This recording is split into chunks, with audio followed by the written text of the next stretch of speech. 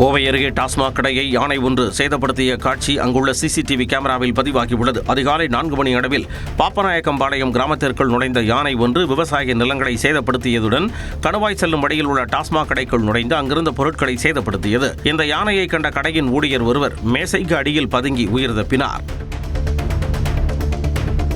தருமபுரி மாவட்டம் ஒகேனக்கல் காவிரி ஆற்றில் நீர்வரத்து வரலாறு காணாத வகையில் வினாடிக்கு 300 கனஅடியாக சரிந்துள்ளது. காவிரி நீர்பிடிப்பு பகுதிகளில் மழை குறைந்ததாலும் கர்நாடக அணைகளிலிருந்து தண்ணீர் திறப்பு முழுமையாக நிறுத்தப்பட்டதாலும் இந்த நிலை ஏற்பட்டுள்ளது.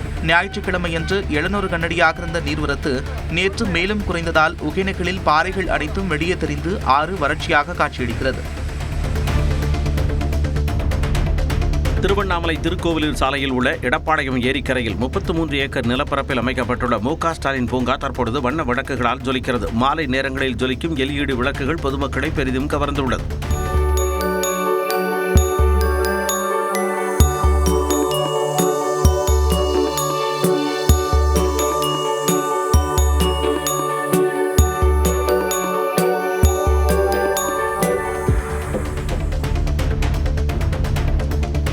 திருச்சி பெரம்பலூர் தேசிய நெடுஞ்சாலையில் நேற்றிரவு கடும் போக்குவரத்து நெரிசல் ஏற்பட்டது. திருச்சி மாவட்டம் சிறுகனூரில் திமுக சார்பில் மாநாடு நடைபெற்றது. இதில் கலந்து கொண்டவர்கள் தங்களது சொந்த ஊருக்கு செல்லும் போது தேசிய நெடுஞ்சாலையில் வாகனங்கள் அணிவகுத்து நின்றன. சுமார் 3 மணி நேரத்திற்கும் மேலாக போக்குவரத்து பாதிப்பு ஏற்பட்டது.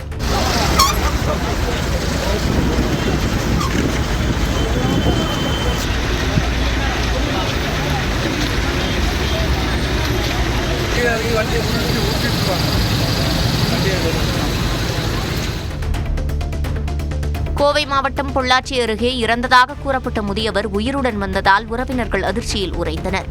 பெத்தநாயக்கனூர் பகுதியைச் சேர்ந்த முதியவர் மருதமுத்து உடல்நலக் குறைவு காரணமாக பொள்ளாச்சி அரசு மருத்துவமனையில் அனுமதிக்கப்பட்டார். மருத்துவர்கள் அறிவுரையை ஏற்காமல் மருத்துவமனையை விட்டு முதியவர் வெளியே சென்றதாக கூறப்படுகிறது. இந்நிலையில் மருதமுத்து இறந்துவிட்டதாக கூறி சடலத்தை உறவினர்களிடம் மருத்துவமனை ஒப்படைத்துள்ளது. இறுதி சடங்கிற்கான பணிகளில் உறவினர்கள் ஈடுபட்ட நிலையில் வால்பாறை சாலையில் முதியவர் மருதமுத்து நடந்து சென்றதை கண்டு திகைத்தனர். மருத்துவமனை ஒப்படைத்த அடையாளம் தெரியாத சடலத்தை திருப்பி அனுப்பினர்.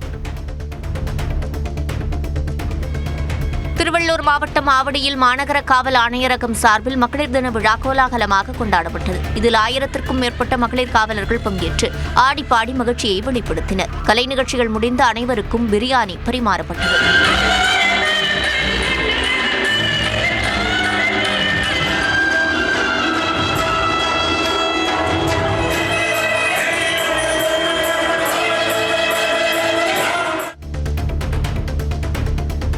சிவகங்கை மாவட்டம் குன்னத்தூரில் பங்கு அன்னை ஆரோக்கிய மரியாவின் 277ஆம் ஆண்டு நினைவு திருவிழா விமர்சையாக நடைபெற்றது. இதற்காக பக்தர்கள் நேர்த்திக்கடனாக ரொக்கப்பணம், அரிசி மூட்டைகள், நாட்டு சேவல்கள், ஆடுகள் மற்றும் மளிகைப் பொருட்களை காணிக்கையாக வழங்கினர். அதில் 500 நாட்டு சேவல்களை ஆண்களும் பெண்களும் தலையில் தண்ணீர் குடங்களை ஏந்தி ஊர்வலமாக சென்றனர். இந்த சேவல்கள் பலியிடப்பட்டு பக்தர்களுக்கு அசைவம் பரிமாறப்பட்டன. ஈரான் போரால் கோவில்பட்டியில் தீக்குச்சி தயாரிப்பு தொழிலுக்கு சிக்கல் ஏற்பட்டுள்ளது. தீப்பெட்டி உற்பத்திக்கு தேவையான முக்கிய மூலப்பொருட்களான மெழுகு ஈரானில் இருந்து இறக்குமதி செய்யப்படுவது தடைபட்டுள்ளதால் 1 கிலோ மெழுகு 80 ரூபாயில் இருந்து 130 ரூபாயாக உயர்ந்துள்ளது. இதன் காரணமாக தமிழகத்தின் தீப்பெட்டி தொழில் முடங்கும் நிலைக்கு தள்ளப்பட்டுள்ளது. வட இந்தியாவில் விற்கும் பொழுது எங்களால் அதை கூடின விலைக்கு விற்க முடியவில்லை. ஒன்று. அடுத்து எக்ஸ்போர்ட் இதுவரைக்கும் பண்ணிக்கிட்டு இருந்தோம். இப்போ இந்த சண்டையினால் எக்ஸ்போர்ட்டும் போகிறதுக்கு வாய்ப்பு இல்லாமல் தடைபட்டு கிடைக்கிறது. சர்வநாசுராஜ் யாதல் என்பவர் தனது வாகனத்தை எடுக்க முயன்றபோது வழிமறித்து நிறுத்தப்பட்டிருந்த வாகனத்தை நகர்த்த சென்றதால் ஸ்ரீமன் மற்றும் அவரது நண்பர்களுடன் வாக்குவாதம் ஏற்பட்டு கைகலப்பானது.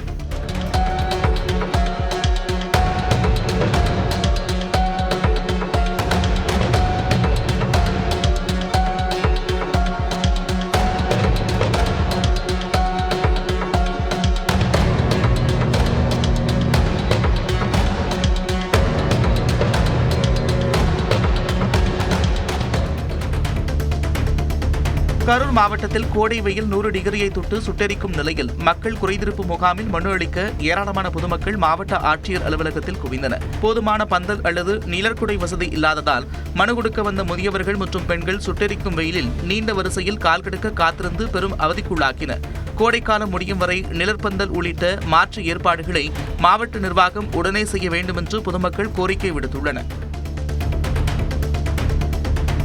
தஞ்சை மாவட்டம் பட்டுக்கோட்டை அருகே தந்தை உயிரிழந்த நிலையில் 12ஆம் வகுப்பு மாணவன் அரசு பொதுத் தேர்வு எழுத சென்றது நிகழ்ச்சியை ஏற்படுத்தியுள்ளது. வளவன்புரம் பகுதியைச் சேர்ந்த அந்தோணிராஜ் சத்யகலா தம்பதியின் மகன் ஷாய் நிசாந்த் பட்டுக்கோட்டை அரசு மாதிரி மேல்நிலைப்பள்ளியில் படித்து வருகிறார். திங்கட்கிழமை காலை அந்தோணிராஜ் உடல்நலக்குறைவால் திடீரென உயிரிழந்தார்.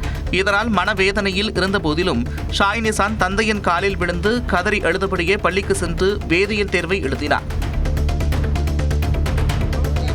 மதுரை மாவட்டம் சோழவந்தான் அருகே மின்சாரம் தாக்கி உயிரிழந்த தந்தையின் இறுதிச் சடங்கை முடித்துவிட்டு 12ஆம் வகுப்பு மாணவன் பொதுத் தேர்வு எழுதினார். காடுப்பட்டி கிராமத்தைச் சேர்ந்த ஜெயபாண்டி மின்சாரம் தாக்கி உயிரிழந்த நிலையில் அவரது உடலை தகனம் செய்யப்பட்ட சில மணி நேரங்களிலேயே அவரது மகன் மனோஜ் கனத்த இதயத்துடன் பொதுத் தேர்வு எழுதச் சென்றார். ஏற்கனவே தாயும் இறந்துவிட்ட நிலையில் பெற்றோரின்றி தவிக்கும் 12ஆம் மற்றும் 10ஆம் வகுப்பு படிக்கும் இரு பிள்ளைகளின் எதிர்காலத்திற்கு அரசு உதவ வேண்டும் என்று கிராம மக்கள் கோரிக்கை விடுத்துள்ளனர்.